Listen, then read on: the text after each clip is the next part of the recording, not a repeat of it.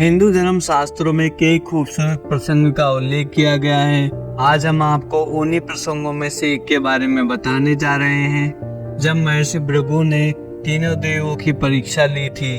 महर्षि भृगु ब्रह्मा जी के मानस पुत्र और सप्तऋषि मंडल के एक ऋषि हैं। त्रिदेव में सर्वश्रेष्ठ कौन? महर्षि भृगु ने कैसे ली त्रिदेवों की परीक्षा? आज के वीडियो में हम इसी के बारे में जानेंगे। नमस्कार दोस्तों, शुरू करते हैं आज का ये वीडियो। एक बार महर्षि भृगु और अन्य मुनियों ने सरस्वती नदी के तट पर मिलकर यज्ञ का आयोजन किया। इस यज्ञ में नारद जी भी आए हुए थे। नारद जी ने सभी ऋषियों से पूछा कि आप लोग इस यज्ञ का फल किस देव को देना चाहते हैं। तब इस पर ऋषियों का जवाब था कि वह इस यज्ञ का फल तीनों देव में से सबसे श्रेष्ठ देव को ही देंगे। लेकिन एक बहुत बड़ी समस्या ये थी कि ब्रह्मा, विष्णु और महेश में सबसे श्रेष्ठ कौन है?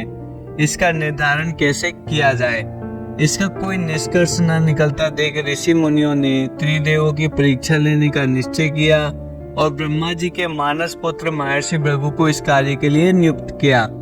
सबसे श्रेष्ठ देव की पहचान करने के लिए महर्षि भृगु सर्वप्रथम ब्रह्मा जी के पास गए। उन्होंने ब्रह्मा जी को ना तो प्रणाम किया और ना ही उनकी स्तुति की। ये देख ब्रह्मा जी क्रोधित हो गए। क्रोध के अधिकता से उनका मुख लाल हो गया, आंखों में अंगारे देखने लगे। लेकिन फिर यह सोचकर कि ये उनके पुत्र हैं, उन्होंने हृदय में उठे क्रोध के आवेग को विवेक बुद्धि से शांत कर लिया। फिर वहां से महर्षि भृगु कैलाश पर्वत गए। देवादिदेव भगवान महादेव ने देखा कि भृगु आ रहे हैं तो वे प्रसन्न होकर अपने आसन से उठे और उनका आलिंगन करने के लिए अपनी भुजाएं फैला दी।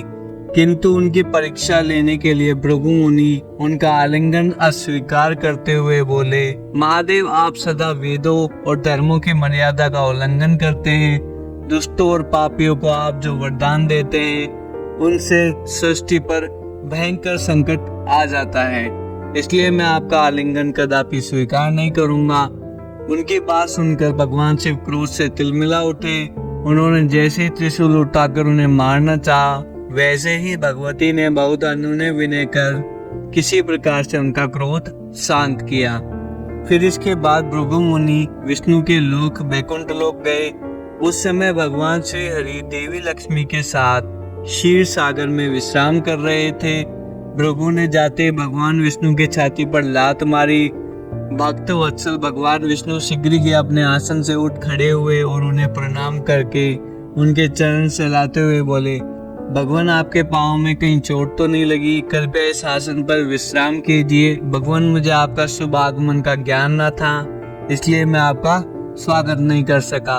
आपके चरणों का स्पर्श तीर्थों को पवित्र करने वाला है। आपके चरणों के स्पर्श से आज मैं धन्य हो गया। भगवान विष्णु का यह प्रेम व्यवहार देखकर महर्षि भृगु की आंखों से अश्रु बहने लगे। उसके बाद वे ऋषि मुनियों के पास लौट आए और ब्रह्मा जी, शिव जी और श्री हरि के यहाँ के सभी अनुभव विस्तार से कह बताए। उनके अनुभव सुनकर सभी ऋषि मुनि बड़े हैरान हुए और उनके सभी संदेह दूर हो गए। तभी से वे भगवान विष्णु को सर्वश्रेष्ठ मानकर उनकी पूजा अर्चना करने लगे। धन्यवाद दोस्तों हमारे वीडियो को देखने के लिए। अगर आपको हमारा वीडियो पसंद आया है तो कृपया लाइक, शेयर, कमेंट्स और हमारे चैनल को सब्सक्राइब करना ना भूलें।